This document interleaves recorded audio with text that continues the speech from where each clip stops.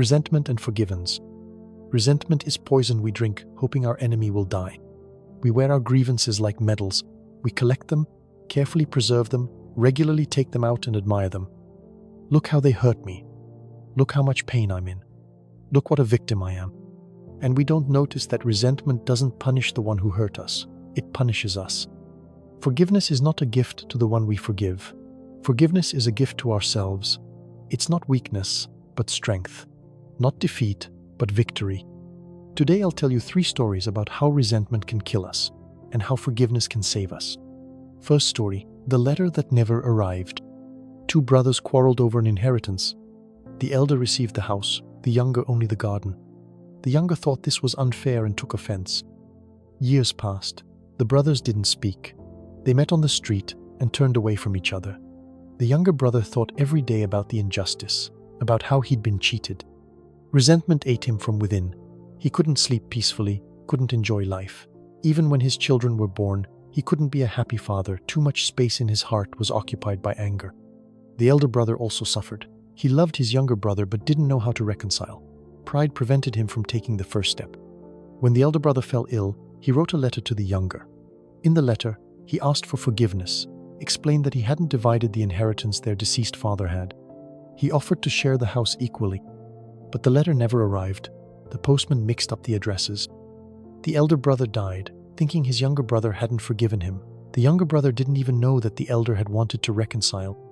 A year later, the younger brother found the letter among his elder brother's old papers.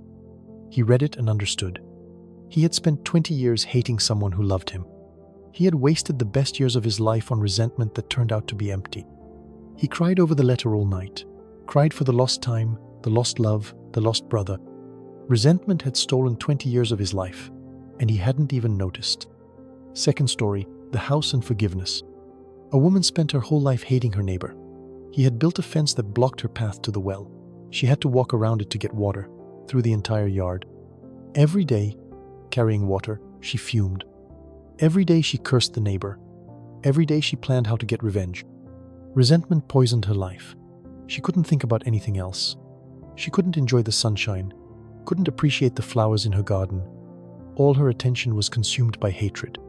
10 years passed, the neighbor died, his house stood empty.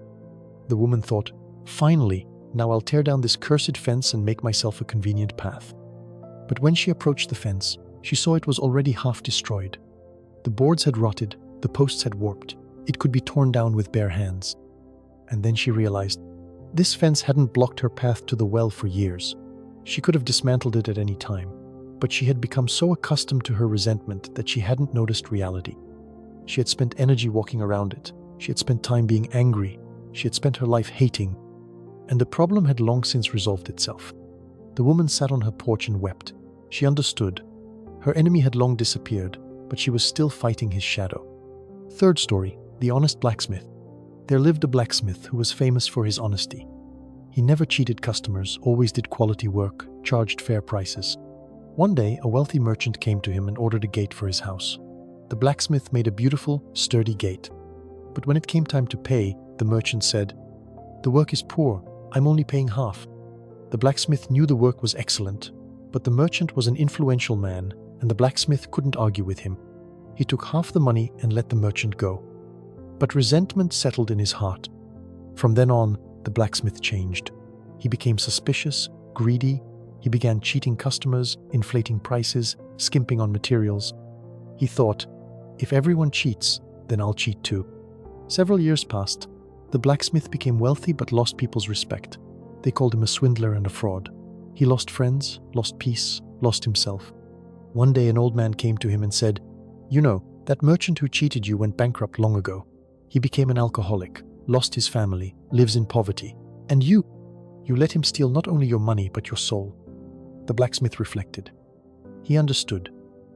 The merchant had stolen a little money from him, but he himself had stolen his entire life from himself. He had allowed one act of deception to turn him into a deceiver. He returned to honest work. It was difficult, people didn't trust him, but he worked persistently, proving his honesty every day. After several years, he again became a respected craftsman. He understood. Forgiveness is not a gift to the one who hurt you. Forgiveness is returning yourself to yourself. Conclusion: 3 stories. 3 different ways to live with resentment.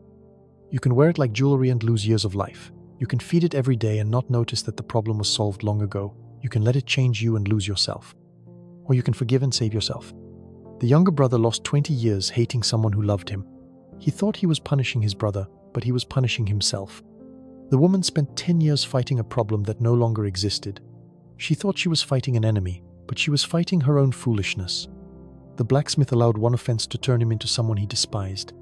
He thought he was taking revenge on his offender, but he was destroying himself. Resentment is not justice, it's a disease that destroys us from within. We think resentment protects us. Actually, it kills us. Slowly, day by day, taking away joy, peace, love. We think forgiveness is weakness. Actually, it's strength, the strength to let go of what destroys us. Forgiveness is not agreement with what was done to us. Forgiveness is refusal to let the past control our future. When we forgive, we don't justify the one who hurt us. We free ourselves from chains we put on ourselves. Remember, resentment is a prison we lock ourselves in, and the key to this prison is always in our hands. Sometimes forgiving is the only way to save ourselves. Don't give a gift to the one who hurt you.